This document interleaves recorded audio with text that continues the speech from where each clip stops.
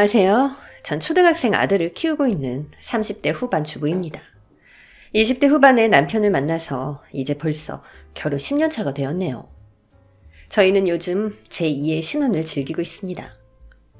결혼해서 여태껏 시댁에서 시어머니 모시고 살다 얼마 전에야 주택 청약에 당첨되어 저희 세 식구가 새 집에서 단란한 한때를 보내고 있거든요. 열심히 해준 남편 덕분에 저희들 힘으로 내 집 마련에 성공한 덕분인지 전 요즘 더없이 행복하기만 합니다. 내 집 마련이야 당연히 기쁘고 좋지만 유난히 기분이 좋은 걸 보면 어쩌면 이 행복을 가지기까지 고생이 워낙 많았기에 몇 배로 더 행복한 건지도 모르겠네요.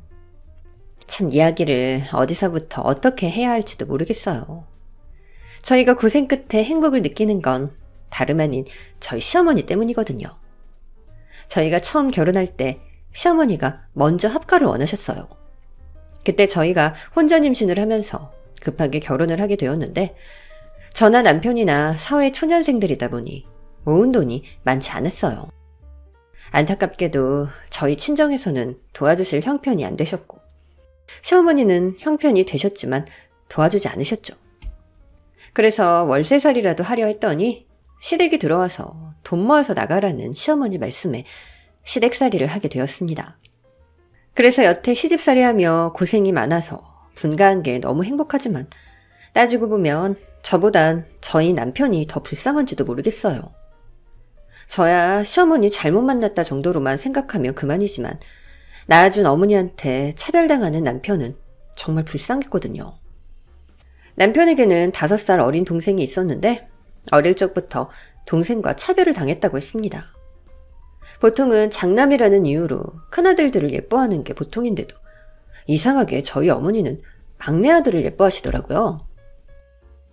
핑계 없는 무덤 없다니 시어머니도 이유가 있으시겠지만 사실 제가 보기엔 어떤 이유도 쉽게 이해가 되지는 않았죠. 어릴 적 이야기만 들어봐도 남편은 말썽 한번 부리지 않고 자기 힘으로 대학까지 졸업한 잘난 아들이고 시동생은 어려서부터 오토바이 타고 사고치고 다니고 속썩인 아들이었거든요. 그런데도 시어머니는 매번 둘째 아들을 더 끼고 도시더라고요. 그나마 시아버님이 살아계실 땐 대놓고 그러진 못하셨다지만 제가 듣기에는 어려서부터 차별이 심해 보였어요. 남편이 뭐 하나 사달라 그러면 왜 필요하냐, 꼭 사야 하냐, 돈 없다 그러시면서 타박을 하시면서도 철없는 둘째 아들이 사달라는 건 아버님한테 거짓말하면서까지 사주셨다 하더라고요. 그런 쪽으로 워낙 무던하고 순한 남편이라서 그런 게 차별인 줄도 모르고 자랐다지만 제가 보기엔 시어머니가 참 너무하다 싶었죠. 그나마 시아버지가 살아계셨을 때 그 정도였다는데 남편 대학 졸업 한 학기 앞두고 시아버님이 갑자기 돌아가신 뒤에는 대놓고 막내 아들만 끼고 도셨던 거죠. 그래서 남편은 아버님이 돌아가신 이후로 집안에서 10원 한 장 도움 받아본 적이 없었습니다. 마지막 학기에 등록금 못 준다 그래서 한 학기 남겨놓고 부랴부랴 휴학해서 학비 벌었고 그 좋은 대학 나와서도 취업이 어려워 고생할 때도 취준생인 아들에게 집에 생활비까지 내라고 하셨다더라고요. 어쩌면 그래서 남편이 능력에 비해 돈을 더 못 모았는지도 모르겠습니다. 저나 남편이나 20살 넘으면 부모 품 벗어나야 한다는 생각이라 당연하다 생각했지만 문제는 그러시는 어머니께서 본인 막내 아들에게는 안 그러신다는 거죠. 그래서 저희는 결혼할 때도 시댁에서 뭐 하나 받은 게 없었어요. 그나마 예물 예단 주고받자고 해서 시어머니가 저희 친정에서 해주신 거 절반 정도 현금 예단해주신 거? 그것도 받은 거라면 할 말 없지만 오히려 저희가 해드린 게 더 많았네요. 애초에 도움받을 생각도 없었고 저도 혼전 임신으로 결혼한 거라 뭐라 할 말이 없는 상황이었지만 그 뒤 시동생 결혼할 때 해주신 걸 보고 저도 깜짝 놀랐습니다. 저희 결혼할 땐 집 해주실 돈도 없다면서 시댁 들어와서 돈 모아서 나가라고 하시더니 몇 년 뒤에 시동생이 결혼한다고 했을 땐 갑자기 없던 돈이 생기셨는지 3억이나 큰 돈을 내주시면서 집을 구해주시더라고요. 덕분에 변변한 직장 생활도 제대로 안 하고 여행에 쇼핑에 사치하느라 모은 돈 없던 시동생은 덕분에 저희보다 일찍 집을 얻었습니다. 그땐 별 생각 없던 저도 너무 드러나는 차별에 속이 상했죠. 혼전 임신으로 결혼한 게 제 잘못이라면 잘못이지만 그래도 한쪽은 한 푼도 없고 한쪽만 3억이나 몰아주시는 건 너무하다 싶었거든요. 그렇게 남편과 시동생을 차별하시던 어머니는 저와 동서도 똑같이 차별을 하셨어요. 그동안 저 혼자 며느리였을 땐 그냥 적당히 시집살이 시키고 못되게 구시는 보통의 시어머니라고 생각했는데 동서에게 하시는 걸 보고 정말 깜짝 놀랐거든요. 저한텐 이거 해라 저거 해라 부려먹기 바쁘셨던 분이 동서는 금이야 오기야 정말 딸처럼 대해주시더라고요. 친정이 모자라서 그런다고 하기엔 저나 동서네나 별반 차이 나는 것도 없었어요. 그런데도 저한텐 매번 받은 게 없어서 해줄 필요 없는 것처럼 말씀하시면서 똑같이 해온 것 없는 동서는 부둥부둥 끼고 도셨죠. 그래서 가뜩이나 시댁 얹혀 살며 시집살이 당하던 저는 그런 동서와 더 비교를 당할 수밖에 없었습니다. 시어머니가 대놓고 차별을 하고 동서와 시동생만 끼고 놀고 있으니 그걸 뻔히 아는 시동생과 동서도 저희를 당연히 무시할 수밖에 없었겠죠. 그래서 한참 어린 동서는 형님 무서운 줄도 모르고 제가 자기 몸종이나 된 마냥 절 부려먹곤 했습니다. 형님, 목마른데 집에 뭐 마실 것 좀 없어요? 저번에 생과일 주스 그거 괜찮던데? 그것 좀 해줘봐요. 나 바쁜 거 안 보여 동서? 일 안 도울 거면 동서 먹을 건 알아서 챙겨 먹어. 바쁜 내가 동서 목마른 것까지 신경 써야 돼? 어머니, 형님이 저한테 뭐라고 하는데요? 형님 좀 혼내주세요. 아니, 넌 한참 어린 동서한테 왜 그러냐? 해달라는 거 있으면 그냥 좀 해주지. 벌써부터 아랫동서 기강 잡겠다 이거야? 어디 어른이 있는데 큰 소리를 내고 있어. 아주 이제는 나까지 네 눈치를 봐야겠구나. 네가 셈이냐? 네가 셈이야? 시어머니 앞에서 일부러 제 속을 긁는 동서를 보며 참 기가 막혔지만 그런 동서 편만 드는 시어머니가 더 야속했습니다. 그런 동서 덕분에 시어머니 구박은 더 심해졌고 전 서러운 일도 많았죠. 하지만 전 저보다 남편이 더 불쌍했어요. 5살이나 많은 자기 형 개무시하는 시동생을 보면 남편 속이 속일까 싶었죠. 어려서부터 워낙 시어머니 치마폭에 쌓여서 오냐오냐 커서 그런지 형이 안 때려서 그런지 형 무서워할 줄도 모르고 형 알기를 개똥같이 알았어요. 집에 아버님이 안 계시면 장남인 남편이 가장인 건데 자기 어머니 모시고 사는 형과 저를 식구로 생각도 안 하고 정말 자기네 집 종놈처럼 생각하는 시동생이었습니다. 형수, 김치 맛이 왜 이래요? 올해 김장 완전 망했네. 시집 온 지 몇 년인데 아직도 음식이 안 늘어요. 일 안 해요? 너 형수한테 그게 무슨 말버릇이야. 네 형수가 힘들게 한 건데 그냥 먹지 왜 말을 못해?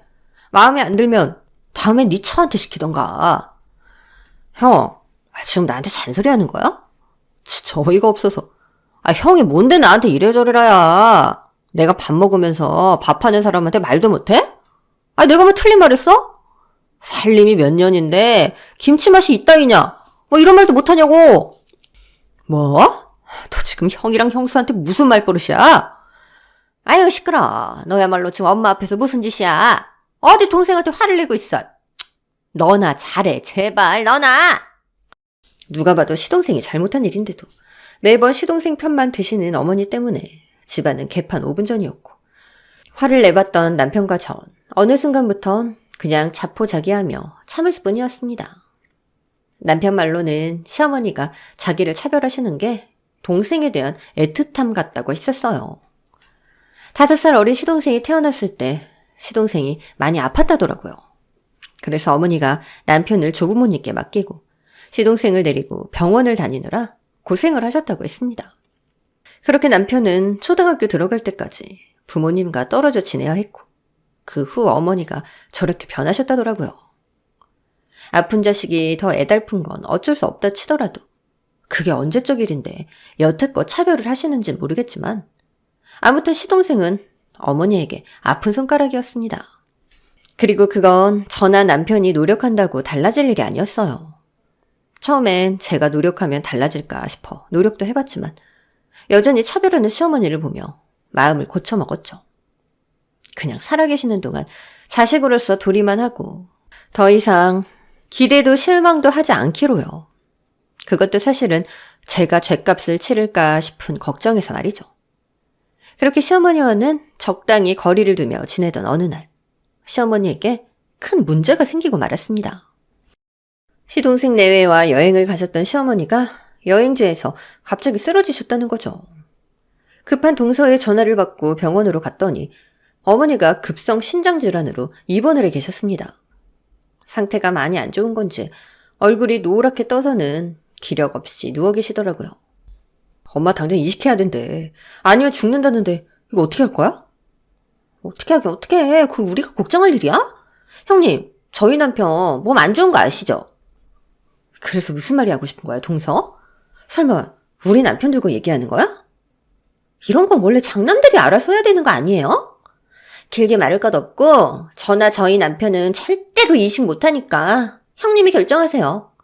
아주버님이 하시든 형님이 하시든가요. 평소 시어머니한테 받을 건 다 받고 뭐 하나라도 얻어가려고 아양을 떨던 동서와 시동생이 시어머니가 그렇게 되자 단박에 저희에게 책임을 떠넘기더라고요. 어이가 없었지만 시동생이 이식을 할 수 없다는 건 저도 알고 있었습니다. 어릴 적부터 몸이 안 좋았던 시동생이라 시동생이 하겠다고 나서도 시어머니가 받지 않으실 거거든요. 하지만 그렇다고 해서 저희 남편이 할 수도 없었어요. 저희 남편도 여기저기 몸이 안 좋은데 자식 있는 가장이 어떻게 덥석 그런 수술을 받겠습니까? 그런데 그 순간 축 처져 있던 어머니가 벌떡 일어나시더니 제 손을 잡고 말씀하시는 거죠. 아휴, 큰애야, 너밖에 없다. 내 아들들이야, 몸 안 성한 거 너도 잘 알 거고. 그렇다고 아직 임신도 안 한 둘째한테 어떻게 그런 수술을 시키겠니? 그래도 네가 건강 하나는 알아주잖니, 응? 아무래도 너밖에 없어. 엄마, 그렇다고 어떻게 이 사람한테 이식을 해달라고 그래요? 이 사람도 힘들어요. 그동안 고생 많이 해서 몸 많이 상했어요. 내가 오죽하면 이러겠니? 그렇다고 니들 내가 환갑에 죽었으면 좋겠어? 당장 이식 안 하면 언제 죽을지 모를 시한부 인생이라는데. 큰애야, 네가 나 한 번만 좀 도와주면 안 되겠냐? 내가 염치 없이 그냥 해달라는 거 아니야. 네가 이식만 해주면 내가 못 해줄 게 뭐가 있겠니? 큰애, 네가 결정만 해주면 내가 내 남은 재산 싹 다 넣어줄게. 엄마, 그게 무슨 말이야? 그걸 왜 형수한테 줘? 어머니, 그건 아니죠. 다들 조용히 해. 그래서 니들이 이식해줄 거야? 아니잖냐. 어차피 나 살릴 수 있는 건 큰애밖에 없다. 얘가 안 하겠다면 나 죽는데 니들이 이제 와서 무슨 야단이야. 어머니, 그래도 저도 저희 애가 아직 너무 어린데요. 그래, 그러니까 내가 내 전 재산을 다 주겠다는 거 아니야. 네가 결혼하고 시집 온 지 벌써 10년 다 돼가는데 아직도 분가도 못하고 자식한테 못해준 거 아쉽지 않니? 네가 나 살려만 주면 내가 나 가진 거 다 주마. 다시는 시집살이도 시키지 않고 괴롭히지도 않으마. 내가 그동안 너희한테 못해준 것들 다 미안하게 생각해. 그동안은 장남이라고 믿고 지켜만 봤는데 그러는 동안 니들이 얼마나 서운했겠니. 그동안 서럽게 했던 것들도 다 용서해 주렴. 나도 죽을 날이 되어서야 네 마음이 이해가 되는구나. 정말 미안하다, 며느라. 아휴, 미안해. 그동안 시집살이 하면서 시어머니 앞에서 미안하다는 소리를 처음 들었던 저였습니다. 그 말이 얼마나 낯설었는지 순간 그 한마디에 지난 세월 서러움들이 밀려들며 눈물이 쏟아질 것 같더라고요. 시어머니가 너무하시다는 생각만 하고 있었는데 그래도 저희 생각을 하기는 하셨구나. 유산도 물려주려고 하셨구나 싶었어요. 사실 그동안 시어머니가 해오신 행동을 보면 유산 욕심도 포기한 지는 오래였거든요. 그런데 저희에게 다 주겠다고 미안하다고 사과까지 하시니 전 마음이 흔들릴 수밖에 없었습니다. 그래서 결국 전 어머니에게 이식을 해드리기로 결정했죠. 아유, 제발 큰아가 나 좀 살려다오. 아유, 미안하다. 미안하단 말씀은 이제 됐어요. 제가 해드릴 테니까 약속이나 지켜주세요. 시어머니의 부탁에 이식을 결정했지만 사실 돈 때문만은 아니었습니다. 애초에 욕심이 없는 저희 부부라서 유산이 탐났던 건 아니었어요. 그냥 자식 입장으로서 시어머니가 안타깝기도 했고 어머니보단 남편 때문에 그런 결정을 했던 거였거든요. 저희가 결혼하고 신혼 초에 저희 친정엄마가 크게 아프셨는데 그때 저희 남편이 엄청 희생을 많이 했었어요. 저희들도 돈 없어서 시댁에서 얹혀 사는 사정이었는데 남편이 저희 엄마 병원 배구한다고 하루에 3시간도 못 자고 2잡 3잡을 뛰었거든요. 그때 전 갓난쟁이 키운다고 어쩔 수가 없었죠. 그래서 저희 친정 때문에 남편이 너무 고생을 했어요. 회사 일로도 힘든데 퇴근하고 대리운전 뛰고 주말에는 택배 상하차 일을 한다고 젊은 나이에 몸이 많이 상했습니다. 무거운 짐 이고 지고 하루 왼종일 걷고 하는 바람에 그때 발에 염증이 생겨서 수술까지 받았고 지금은 많이 좋아졌다고 해도 완전히 회복이 되지 못했어요. 무리를 하면 다리가 저려서 잠도 못 자고 불편한 발 때문에 아직까지 구두는 잘 못 신어요. 그런데도 남편은 저희 엄마 살렸다면서 불평 한마디를 한 적이 없었죠.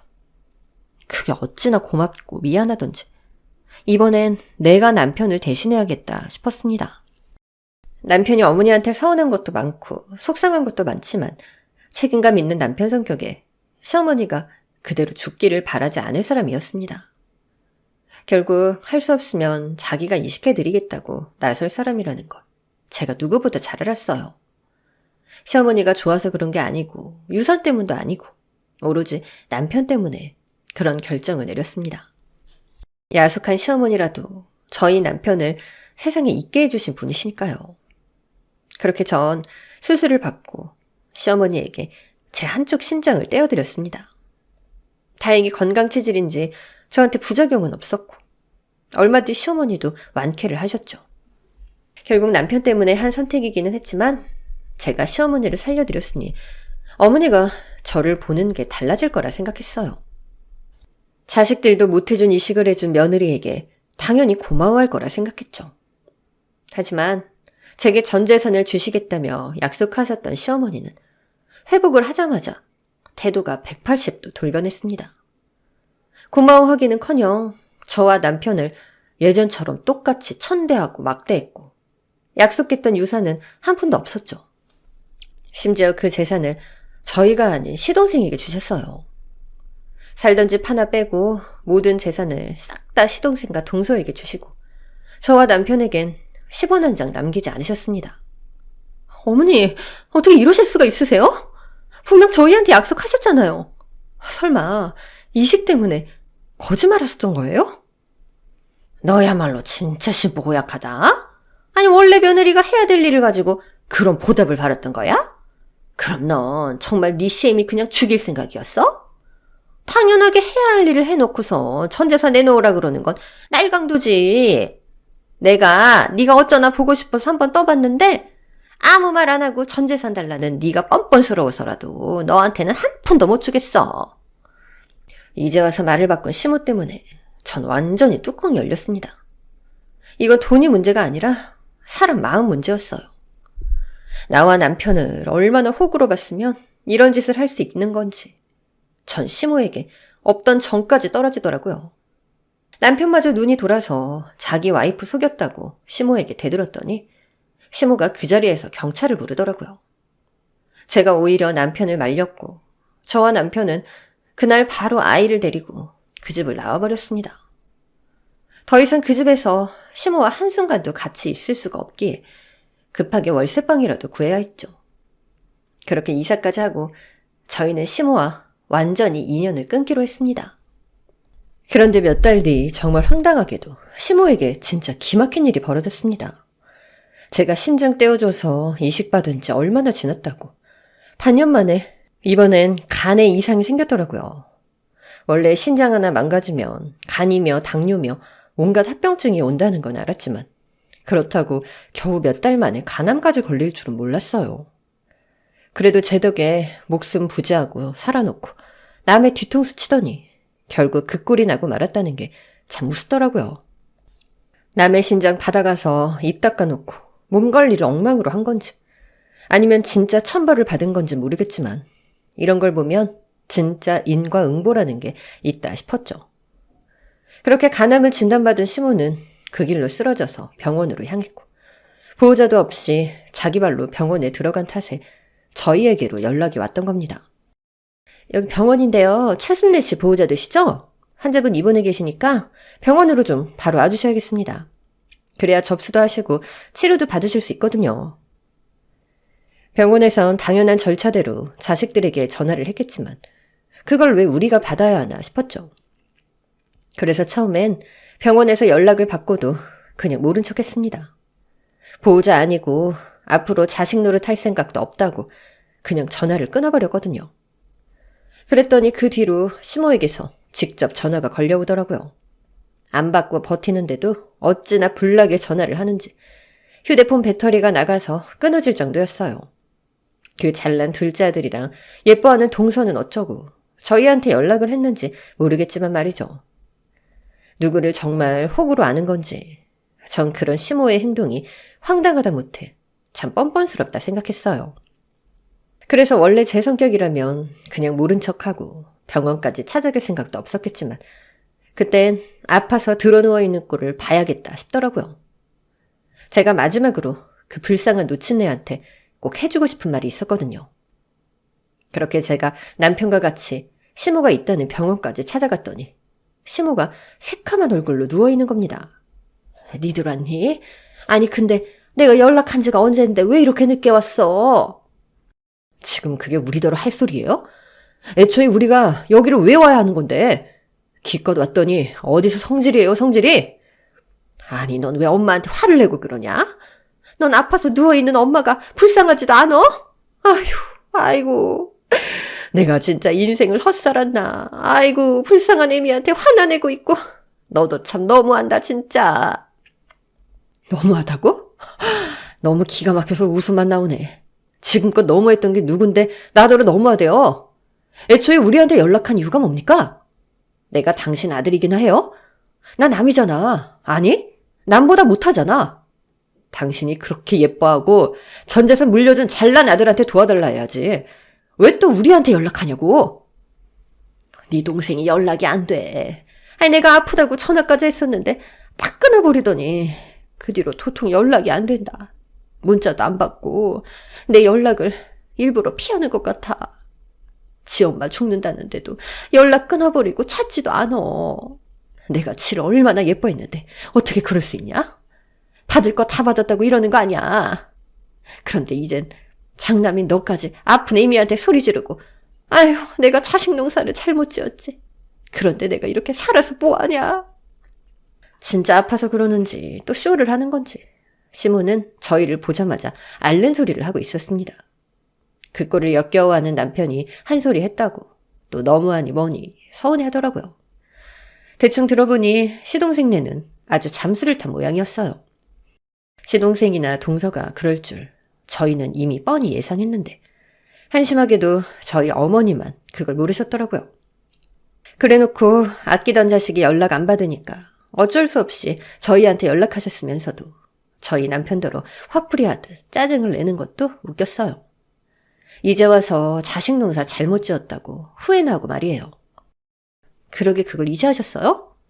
뭐야? 넌 또 뭐가 불만이라서 시비야? 그러게 자식 농사 잘못 지으신 걸 이제 아셨냐고요.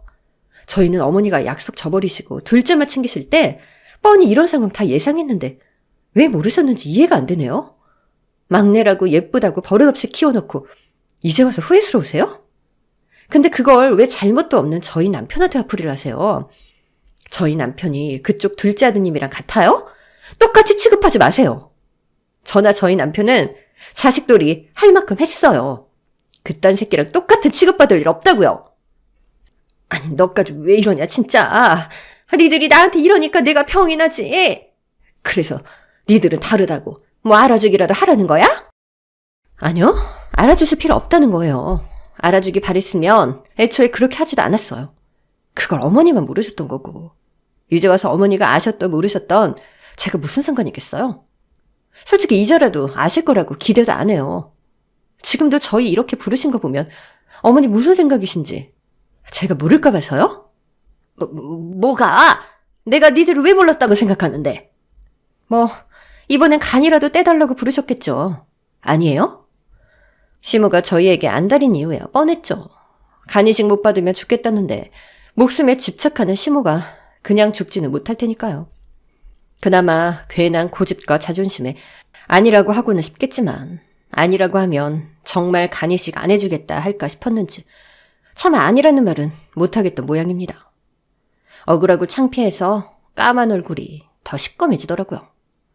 그게 얼마나 추악해 보이는지 나이 들어서 염치 없고 욕심만 많은 사람의 얼굴이 그런 거구나 싶었습니다.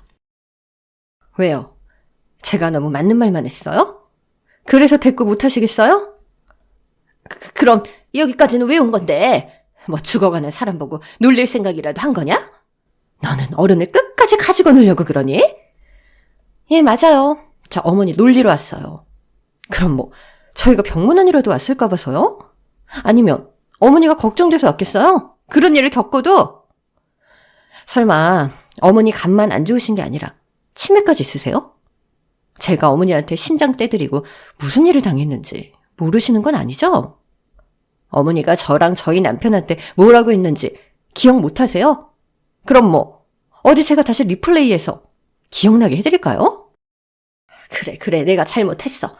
내가 너한테 정말 잘못했다. 내가 너한테 얼마나 미안해 하는지 진짜 내 속이라도 꺼내서 보여주고 싶을 지경이야. 근데 이제 와서 후회한들 어쩌겠니? 내가 바보같이 어리석어서 둘째 놈한테 속아서 재산도 다 넘기고 팽당해버렸는데 이제 와서 너한테 뭐라고 한들 네가 내 용서를 받아주겠어. 그래도 너까지 이러면 안 되지. 내가 너 맏며느리로 얼마나 많이 믿고 의지했는지 잘 알잖니. 글쎄요. 전 잘 모르겠는데요. 당신 알겠어? 말도 안 되는 소리지. 호구로 생각했으면 몰라도 사람 취급도 안 해놓고 뭘 생각해줬다는 거야. 이 사람한테 신장 받아가 놓고 입 닦을 땐 언제고 이제는 간도 내놓으라고? 거참 염치도 없고 뻔뻔한 노친네네. 대체 뭘 그렇게 믿고 의지를 했다는 건지 나를 호구로 믿었다는 건 말고는 잘 모르겠지만 그래서 뭘 믿었냐 물었더니 당황스러운지 또 말은 못하는 겁니다.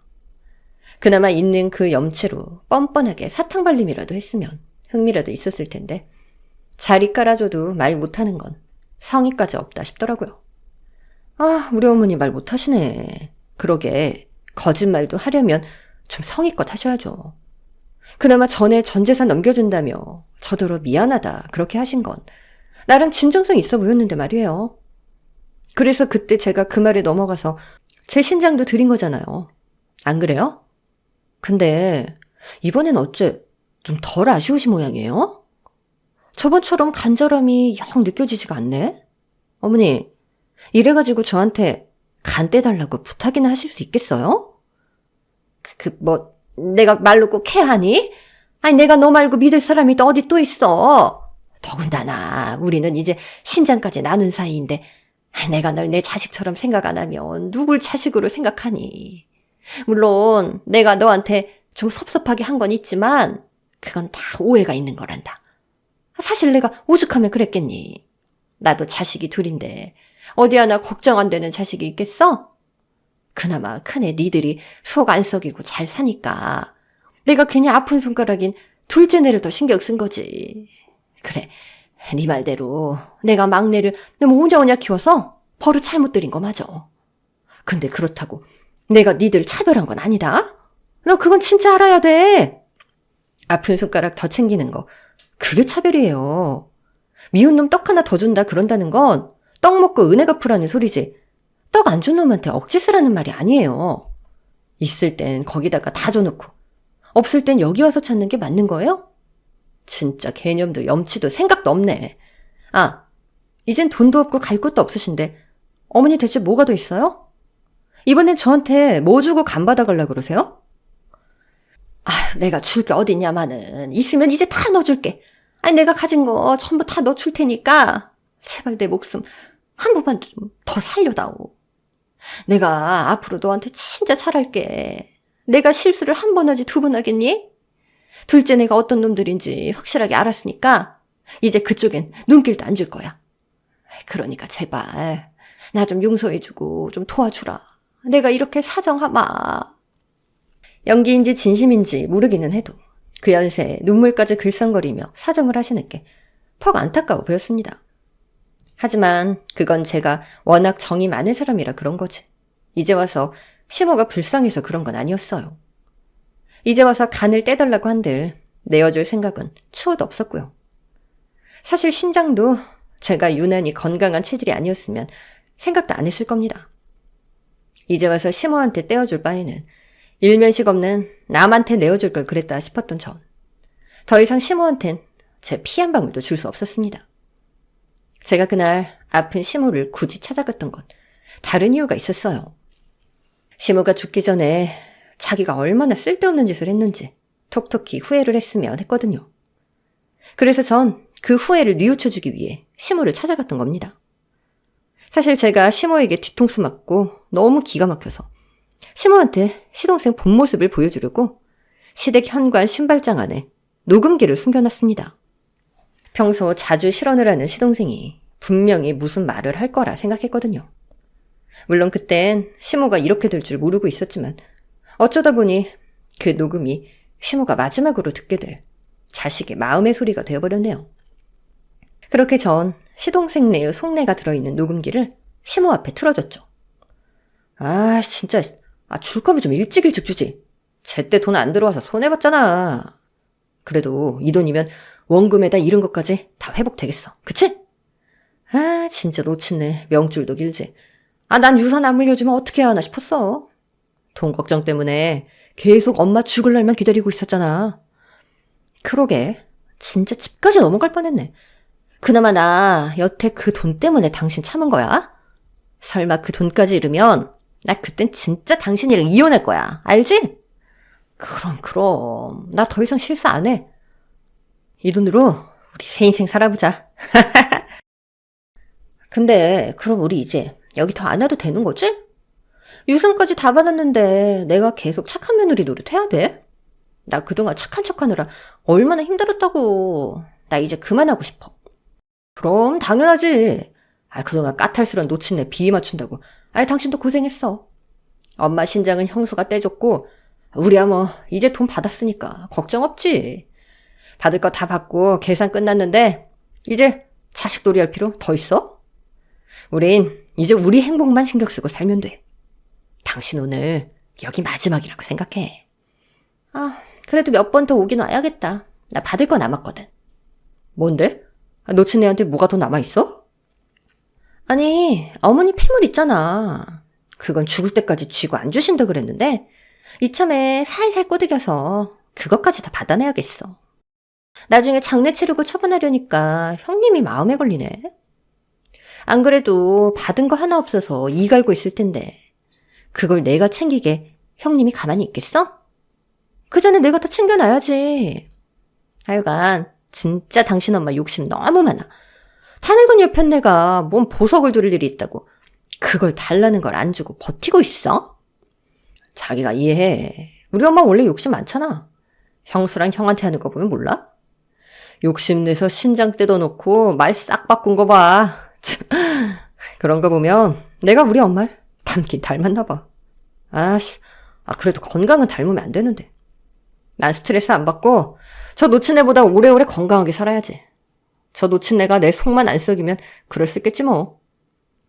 녹음기 속에 담겨있던 시동생과 동서의 내용은 가히 충격적이었습니다. 사실 그전까진 시동생이랑 시모가 욕심 많은 게 참 많이 닮았다 싶긴 했어도 그래도 시모가 더 심하다 생각했는데 저도 그 녹음을 듣고 나니 생각이 달라지더라고요.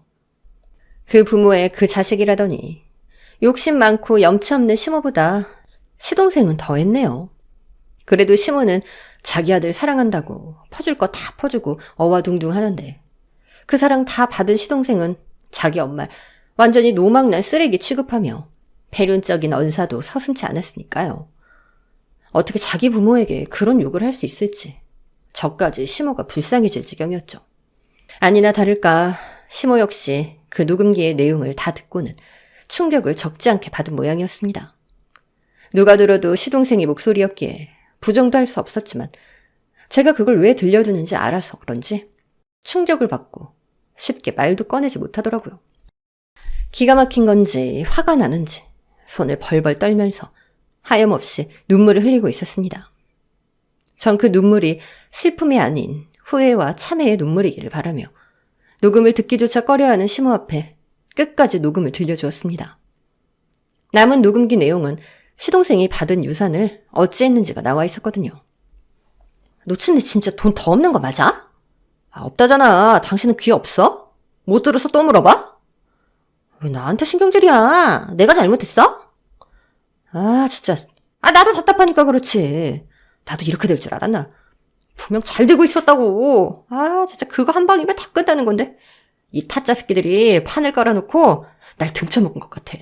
이거 내가 고소해서 돈 다시 받아낼 거야. 말이 되는 소리를 해. 그거 신고하면 당신은 그놈들보다 당신이 먼저 잡혀갈걸? 그렇게 누가 도박에 손을 대래? 내가 뭐 재밌어서 그랬어? 주식 넣은 거 손에 메꾸려고 그랬다가 이렇게 된 거잖아. 그건 당신 탓도 있어. 그렇게 주식에 주자도 모르면서 어디서 뭘 듣고 와서는 나더러 주식 넣으라고 한 게 누군데 이제 와서 내 탓만 해? 그래서 넌 그나마 남은 돈까지 도박에 다 꼬라박았냐?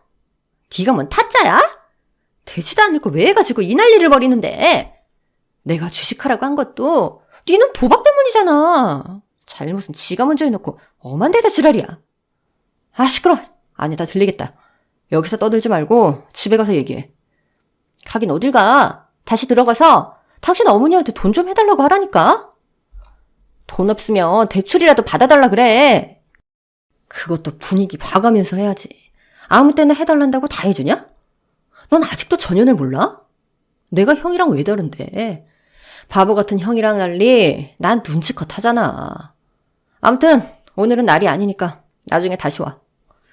원래도 돈 욕심이 많아서 코인이며 주식이며 여기저기 투자하기 좋아하던 시동생은 시모가 물려준 재산을 주식과 도박으로 서서히 탕진해가고 있었습니다. 어쩌다 도박을 시작했는진 몰라도 주식으로 잃은 돈을 도박으로 메우려는 야무진 꿈까지 가지고 있었던 모양이더라고요. 하지만 도박이 달리 도박이겠나요? 따는 돈이 있으면 그 돈으로 2배를 잃게 되다 보니 결국 모래성이 쓰러지듯 시모의 유산은 서서히 사라져가고 있었습니다. 그래서 전 재산 물려준 시모에게 또 돈을 빌려달라고 시동생과 동서가 시댁을 자주 들렀더라고요. 그나마 자존심이 있어서 그런 건지 아니면 괜히 연끄는 큰아들 앞에서 사랑하는 막내 욕하고 싶지 않아서 그런지 저희에게는 끝까지 비밀로 했던 시모였지만 그런 아들 며느리가 뒤에서 이런 소리를 하고 있었는 줄은 몰랐을 겁니다. 자기 엄마가 기껏 어렵게 모은 전 재산을 물려줬는데 죄에다 탕진하고 남은 기름까지 짜려고 했다니 어쩌면 없는 시모를 쥐어짠 시동생 때문에 시모의 몸 상태가 그렇게 된 건가 싶은 생각마저 들었네요. 그런 사실을 뒤늦게 알게 된 시모는 더더욱 저희밖에 믿을 곳이 없다 싶었는지 이제는 제 바짓가랑이를 잡고 애원하더라고요. 이제 아셨어요? 그렇게나 귀여워하셨던 아들의 실체를? 그렇다고 이제 와서 후회하지 마세요. 누가 떠밀어서 한 것 아니고 다 어머니가 버리신 일이잖아요. 괜히 자기 언민도 갖지 마시고 그냥 받아들이세요. 그래, 내가 어리석었다. 내가 다 잘못했어. 귀엽다는 자식이 내 뒤통수 치는 줄도 모르고 내가 너희 같은 참자식들을 나 몰라라 했어. 정말 후회스럽구나. 이건 진심이야. 네, 그래 보여요. 사실 아까까진 그리 진심 같지 않았는데 이제는 진심 같으시네요. 그러게 진작 좀 깨달으시지 그러셨어요? 내가 미련해서 그런 걸 누구를 탓하겠니? 그래도 이제라도 뉘우쳤으니 아량 넓은 네가 한 번만 용서 좀 해주면 안 되겠니? 내가 정말 염치 없고 미안하지만 너한테 마지막으로 한 번만 더 부탁 좀 하자꾸나. 내가 자식놈한테 그런 일 당한 게 억울해서라도 이대로는 못 죽겠다. 그러니까 제발 불쌍한 나한테 간식 좀 해주렴. 내가 너 아니면 누구한테 부탁을 해. 미안은 하면서도 목숨이 포기는 안 되시나 봐요. 참, 어머니도 욕심 많으시네요. 저 같으면 당장 죽는다고 해도 한 사람한테, 그것도 잘해주지도 않은 며느리한테 2번이나 목숨 내놓으라는 말은 못할 것 같은데 말이에요. 제가 더 속 끓지 않아도 충분히 괴로우신 것 같으니까 더 심한 말은 안 할게요. 그냥 후회스럽네요. 어머니 때문에 신장 떼드린 것도 아니지만 어머니가 결국 제 신장 받아다가 얼마 못 사시고 이렇게 되신 거 보니까 차라리 그때 해주지 말걸 싶어서요. 그래서 저도 후회는 한 번으로 족하려고요. 번번이 판단 잘못하고 후회하는 어머니 보니까 더 그런 생각이 드네요. 그럼 어머니, 제 덕은 한 번 보신 걸로 만족하시고 앞으로는 저희한테 연락하지 마세요. 그래도 나중에 장례는 저희가 챙겨드릴 테니까 그거 걱정 마세요. 그렇게 전 마지막으로 하고 싶은 말을 한 뒤 남편의 손을 잡고 병실을 걸어 나왔습니다. 그동안 너무 답답한 일만 있어서 사이다처럼 한마디 시원하게 하려고 했는데 막상 하고 싶은 말을 다 하고 나오니 이게 마음이 개운한 건지 답답한 건지 잘 모르겠더라고요. 제 성격상 남의 가슴에 비수 꽂는 말을 하는 게 쉬운 일은 아니라서요. 그래도 억울한 일 당하고 상처받은 마음에 나름 적당한 복수는 되었다고 생각합니다. 죽을 사람 앞에서 너무 저주해도 벌 받을까 봐서요. 다행히도 남편은 자기 엄마에게 모진 말을 내뱉은 절 나무라지 않았습니다. 오히려 그동안 고생 많았고 잘했다고 다독여 주었죠. 당신이 안 했으면 내가 했을 거야. 아니, 난 아예 여기 찾아오지도 않았을 거야. 그래야 자기가 자식들에게 버림받은 걸 알고 후회할 거라 생각했거든. 근데 오늘 당신 한 거 보니까 찾아오기 잘한 것 같아. 당신 말 잘하더라. 당신은 그런 말 못하는 줄 알았는데 쌓인 게 많아서 그런가? 그래도 잘했어. 엄마 죽고 나면 어디 따져 물을 곳도 없는데 살아생전에 화풀이라도 제대로 해야지. 그래야 억울하고 속상한 당신 마음이 조금이나마 위안이 되지. 내가 못나서 미안해. 그래도 앞으로는 저 사람 생각하지 말고 살자. 미안해 여보. 그 후 시모는 결국 수술을 받지 못하고 연명치료를 해야 했지만 그것도 결국 시간 벌기였을 뿐 간이식 없이 간암을 이겨낼 수 있는 방법은 없었습니다. 결국 몇 달 뒤 병실에서 혼자 쓸쓸하게 세상을 떠나게 되었고 사망했다는 시모의 시신을 저희가 인계받게 되었어요. 시동생이 책임을 질 리는 당연히 없었고 저희마저 모른 척한다면 무용고자가 된다는데 시모와의 약속대로 마지막 도리만은 하기로 하고 저희가 장례를 치렀습니다. 혹시나 싶었지만 시동생과 동서는 장례 마지막까지 끝내 나타나지 않더군요. 그땐 역시나 싶었는데 저희도 나중에서야 그 이유를 알게 되었어요. 그동안 투기와 도박으로 시모 유산에 집에 전 재산 다 말려먹은 시동생에 이어서 이젠 동서까지 도박에 빠졌답니다. 그렇게 둘이서 전국 각지로 원정 도박을 다니며 사채까지 끌어쓰다가 빚쟁이들을 피해 숨어 다니고 있었다는 거예요. 어쩌다 동서까지 도박에 발을 들였는지 모르겠지만 부창부수라더니 이게 그건가 싶은 거죠.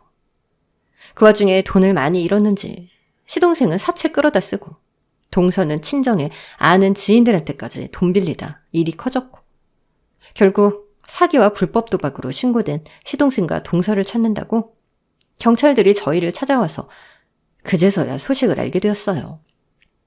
그렇게 황당한 소식을 전해 듣고 한동안 잊고 지냈었는데 얼마 뒤 그 둘이 결국 붙잡혔다는 소식을 듣게 되었습니다. 아주 제대로 한탕을 해보려고 그랬던 건지 하우스를 전전하다가 잠복 경찰에 의해 잡혔다더라고요. 그렇게 도박과 사기로 체포된 동서와 시동생은 각각 징역형을 선고받고 지금은 각자 교도소에 수감되어 있습니다. 그 후 저희는 청약 당첨된 저희 집으로 이사를 갔죠. 결국 다들 그렇게 자기 죗값을 치르고 저와 남편만 멀쩡히 남았네요. 이런 걸 보면 인과응보라는 게 얼마나 무서운지 모르겠습니다. 그러니 여러분들도 저희 시댁 식구들처럼 되지 마시고 늘 인과응보를 생각하시며 사시길 바랍니다. 감사합니다.